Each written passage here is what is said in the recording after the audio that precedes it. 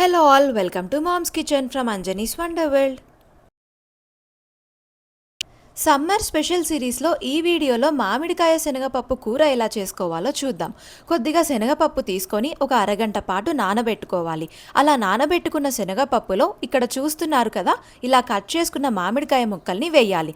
Next ఈ సైజులో cut చేసిన ఉల్లిపాయ మరియు పచ్చిమిరపకాయలు, కరివేపాకు వేయాలి. క్విక్గా ఈజీగా అయిపోతుందని అమ్మ ఇక్కడ కుక్కర్లో చేస్తుంది. ఇప్పుడు ఇందులో కొద్దిగా పసుపు, రుచికి సరిపడా ఉప్పు వేసి ఒకసారి కలిపి కుక్కర్ మూత పెట్టేయాలి. ఈ సమ్మర్ స్పెషల్ మామిడికాయ సిరీస్లో ఇదే కాకుండా ఇంతకుముందు మామిడికాయతో చేసిన రెసిపీస్ మీరు చూసారా?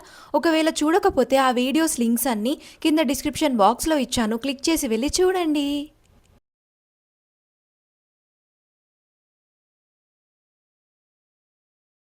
2 విజిల్స్ వచ్చాక స్టవ్ ఆఫ్ చేసేయాలి. చూస్తున్నారు కదా, మామిడికాయ ముక్కలు మెత్తగా ఉడికిపోయాయి.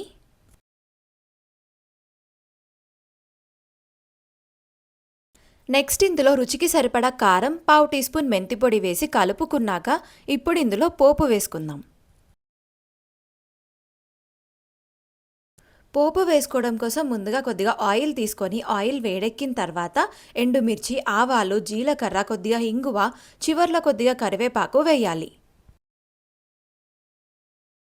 ఇప్పుడు ఈ పోపుని ఉడికించుకున్న మామిడికాయ శనగపప్పు కూరలో వేసి కలుపుకోవాలి. అంతే, మామిడికాయ శనగపప్పు కూర రెడీ.